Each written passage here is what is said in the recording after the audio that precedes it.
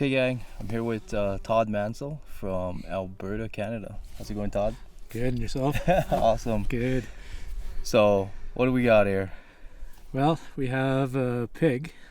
It was actually a lifelong dream to come to Hawaii. Oh, I was really? here many years ago and noticed in a tour guidebook at that point that there was hunting on the islands, and so that was probably, I'd say 15 to 17 years ago, and since then I've held that dream that if I ever come back to Hawaii I wanted to hunt it. So Sure. I found you. This is funny. So, yeah, so for the folks that can see it on the camera, I know a lot of people are just listening and not being able to see anything, but I'll try our best to explain. We're on Mauna Kea, Unit A. It's actually a gun area, so that's why we're wearing blaze orange. But Todd brought his bow, and we wanted to pursue some pigs, and he made a conscious decision to come and hunt the public hunt instead of kind of more the big dollar outfitted hunts. I guess you looked up some of those before you got out here. Yeah, I looked up some of those, and it really wasn't my style. I'm more of a traditional with being connected to the land and hunting and respecting game and animals. And, yeah. Oh, cool. Yeah. So I mean, and that's like just for me personally, I've got nothing against like the whole outfitting thing. I think it fills a void in certain areas, and it affords a different kind of experience. But just like that is one experience, the public hunts we have here in Hawaii is a completely other experience. And you know, folks know I'm into just trying to protect that, but we got a lot of environmental, all kinds of other things for future episodes. But yeah, so I mean, as far as not doing the having not done the outfitted thing and taking this route, just what was that last weekend? You got a nice billy and pool on a hulu. Yeah. And I mean, what was it? Was it a good experience, you think? It was a great experience. How did that go? It's some of the toughest country I've ever hiked through as far as really roughness. Oh yeah. So explain that. Like, what was so tough about the hiking or whatever?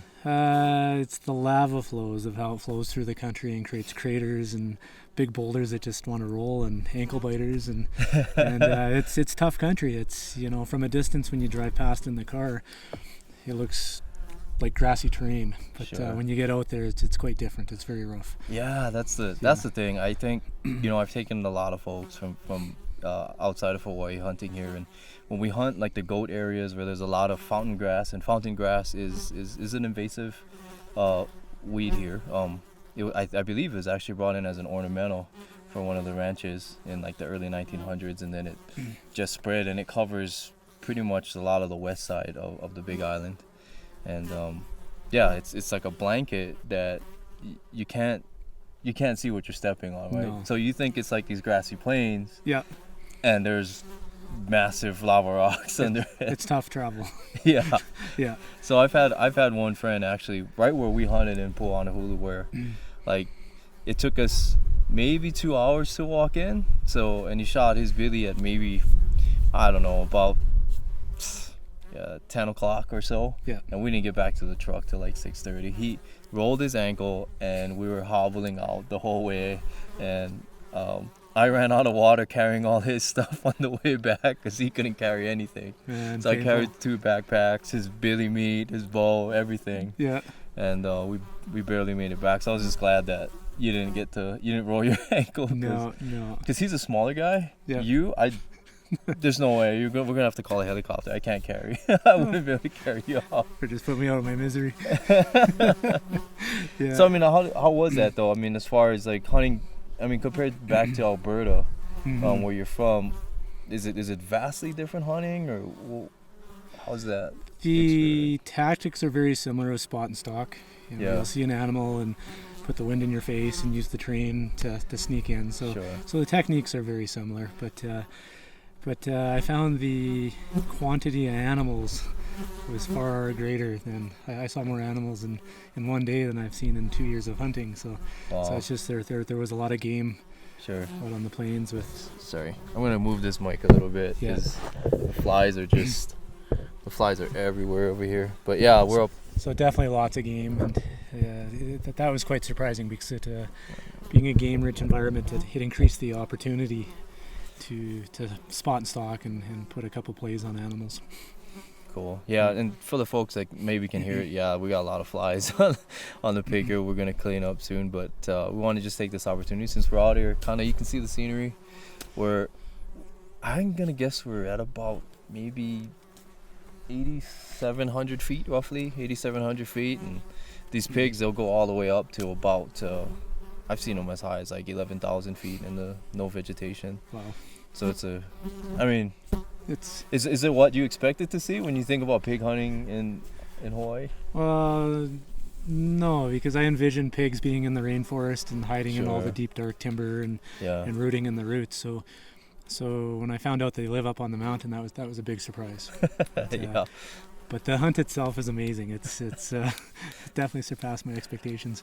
Yeah. Yeah. So he got that cool billy. He made like kind of funny story on the billy. Like he threw, it was coming in pretty quick, and I took Todd's rangefinder from him because I figured it was gonna happen fast. And in Canada they use a different measurement system than in America. So I'm ranging the billy, and I think it was saying 55. 55. That's all I was looking at. And I peek up and I look with my eyes. I'm like, there's no way. That's got to be like 60. Holy smokes, it's far. Yeah, that looks further than that. They Yeah. can't be. And then he kind of yells over on the side, "Hey, it's in metric." So, Yeah. but yeah, it was 52 meters. Yeah. And you made a solid Pinwheeled it. pinrolled it. Yeah, Yeah, he didn't yeah. even go 10 yards and Yeah. rolled over. And then how about this pig? I mean, how was that? Pig was interesting too. We've seen a few pigs, and I was surprised how easy it was to use the cover up here, Uh-huh. the shrubbery and rocks, and to sneak in. And just watching the pig's body language, you could tell when they were listening, and then when he was foraging, you could tell you could sneak up a little bit more, and ultimately worked into about, I think, 23 meters at a really close shot, and yeah, it was quite interesting. It's that they're fun to stalk. Yeah. Yeah. And you got super lucky because like this morning, this place, like this unit that we're hunting in, it's actually it's supposed to be eradicated of sheep since 1979. There's an endangered bird up here, and the Sierra Club and the Audubon Society kind of sued the state of Hawaii and said, the sheep are eating the vegetation up here. It's detrimental to the bird. Eradicate all the sheep. So that's kind of one of the issues that we kind of have up here. We're trying to keep some hunting, but then there's a lot of pressures to eradicate all non-native hoofed animals, no matter where they are, really. But I didn't expect to see any sheep because it's pretty much eradicated. Mm-hmm. And Todd must be like a magnet for animals or something, because I haven't seen a sheep in this area that we're in, like this exact area, for like a decade. I don't know, just a long time. And yeah. Well, that's what you told me all day. We're not going to see a sheep. There aren't any. Yeah. Yeah. But he sees we find some bedded ewes, and what was that, 5 ewes? Yeah, 5. And then when we're kind of walking over to go hunt the pigs that we could see far away, it turned into what, like Another 20 sheep? Yeah, about that. Yeah. Yeah, lots of them. 20 sheep and a couple nice rams in the group, and just like, wow. I mean, I guess I should have brought a rifle for Todd, but we're both hunting, so Yeah, that was still good. It was good to see them. it's good. Yeah. So I mean, as far as like coming to Hawaii, what would you tell someone, like, because this is a big question I get all the time online and stuff, and I can't answer it enough. Mm-hmm. It's just what would somebody outside of Hawaii, what would you think from your perspective, maybe someone from Alberta or from the North Country, Mm-hmm. how should they prepare for hunting out here, just from what you've seen? Well, definitely they have to do their research first. They'll need a hunter's education course in Sure. order to apply for a hunter's permit here. Yeah. And then from there you can purchase the tags. As far as preparation, the weather from where we come from, the weather is very mild here. So Yeah. my biggest fear was actually being too hot. Sure. And definitely down at the lower elevations, that probably would have been true if we didn't have rain that day. Yeah. But good physical conditioning. Anyone who wants to come up here and hunt these guys, you're going to need the lung power to do it, because it's we're high altitude, and It's high altitude. it is work. Absolutely. Yeah. And I guess yeah, my biggest fear when I'm taking guys out that hasn't walked on like lava rocks or anything like that is them rolling an ankle. Mm-hmm. Like I'm fearful. Like if someone's not too nimble on their feet or maybe a little more heavy set, Yeah. I get worried. Well, I don't know how you practice that. It's, Yeah. It's yeah. maybe I mean I'm not downing it or anything, Yeah. but maybe those folks maybe they gotta look at like the private hunts where it's Yeah. little easier terrain. Maybe we're on a ranch or they take you around in a ATV or something. Because you can get in trouble on the rocks here, yeah. Because there's been plenty of areas here where, yeah, you could twist an ankle or break a leg, or we've seen some caves, there's some holes in the lava Sure. where if you're not careful, you just fall Right in and you disappear. Absolutely, yeah. So. And the goats, our goats, like they live in the lava tubes, basically. Yeah. It's where like the lava on the surface has cooled, made a crust, and then the lava subterranean has continued to the ocean. So it creates like a big cave that can go in for hundreds or miles. So. Yeah, lava tube basically, right? Yeah. Yeah. So. Yeah, it's pretty cool. So be in shape and Be in shape. Yeah, it's just enjoy it. It's awesome. Man, I mean, you got I don't know. You only hunted 2 days, and you got a billy on 1 day before lunch, and we got a hog down before lunch too. Yeah. And I gotta disclaim, it's not like that easy. It's just like we kind of, I've hunted here for over 20 years and stuff, and it's just, yeah. All I'm saying is it might look easy, but trust me, it's a challenge if you kind of were to do it yourself. But Mm-hmm. I admire, just myself, I admire hunters that go out and kind of want to do it like the locals do it. I mean, that's just my style too. Like when I go everywhere, I don't know, I just don't want to be that guy that like, oh, I got this great animal, I got this great hunt, and then people find out later, oh yeah, you paid this thousands of dollars and went on this exclusive deal, and it wasn't the local experience. No. Like I just kind of, I don't know, I can't be that guy. Like I feel like I can't tell a story when it's like that. No, it's true. It's true. With the local experience, you get to experience the land for what it is, the people, all the terrain, the ups and downs of. It's a much better experience trying to do it on your own. And what about like I know something other people don't really recognize, but I was kind of telling you how like cars get, people who park on the side of the road to go hunting here. Yeah. It was not what you expected, right? To see cars like on bricks and all this kind of stuff. Yeah, I didn't expect that at all. So it's knock on wood. Yeah, so it's a big deal. Like if you're gonna come public, especially on the island I live on the big island, and it's amazing. Yeah, locals here, everyone's Toyota trucks gets ripped. Like they get the wheels stolen, they get broken in, or they just straight steal the whole thing. Yeah.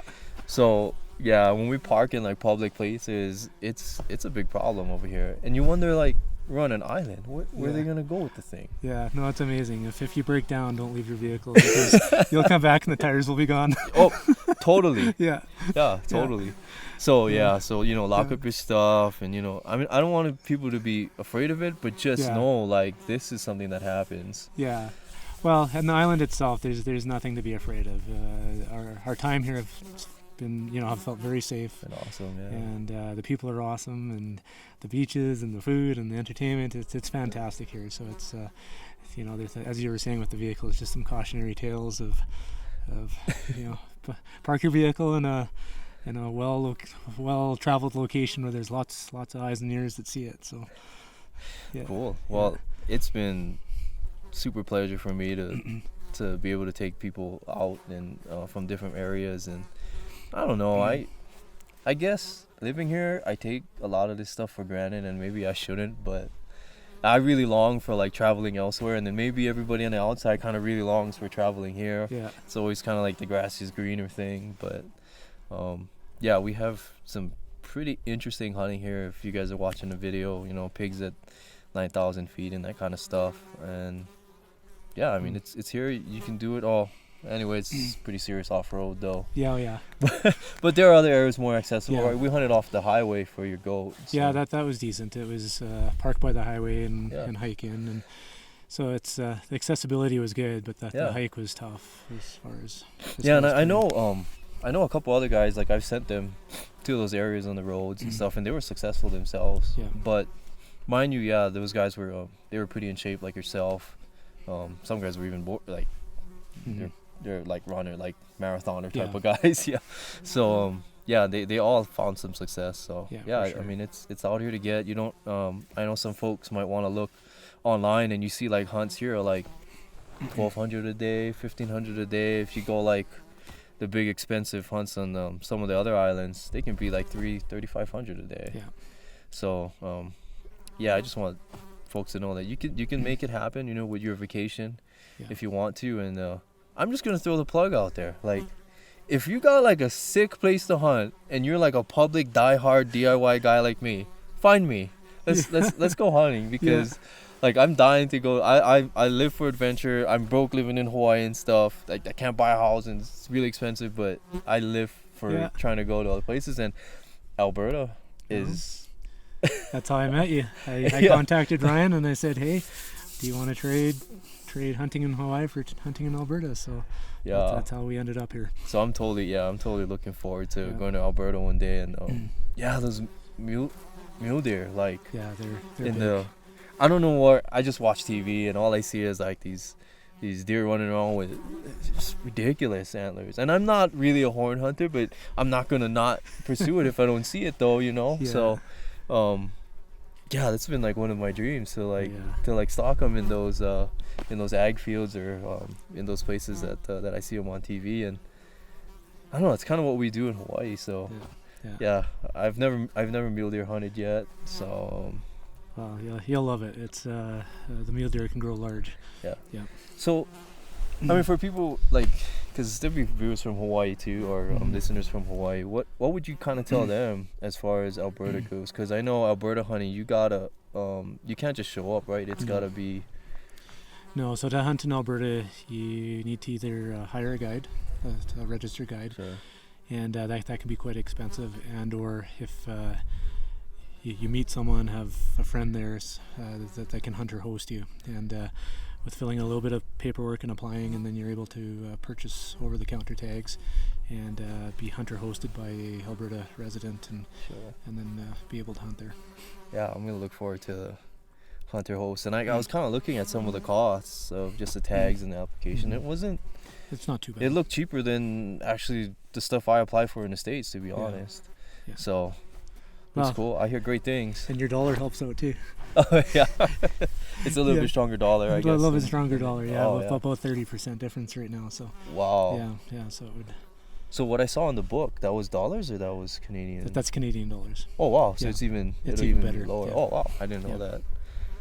Yeah, totally looking forward to it. Yeah. So I don't know, guys. Like, if you guys got questions, things like that, you know where to find me. You can send those in. But we gotta get this pig cleaned up. Yep. I see the thick clouds rolling in, and it's gonna get cold. Well, cold for me. As long as it doesn't rain. For you, you're sweating probably. Oh, but, cold, but we're still minus 20 back home. Yeah. What is it now? Maybe it's 58 here, maybe 60 right now. Yeah, about that. Yeah, but when these clouds roll in the late afternoon or toward the afternoon time, it can get pretty wet and maybe even snow up here too. So, well, there's snow on the top of the mountain right now. Oh yeah. So got to see that. So pretty cool. Yeah. Anyway, let's wrap this up, and that's this episode. Hopefully, we'll have more. And again, if you guys like have cool places to hunt and you want to do DIY style stuff, and let's do it. Definitely worth it. Definitely, it's a really good experience. Cool. Yeah. All right. Yeah. Well, thanks, Ryan. Yeah. See you in Alberta. You betcha.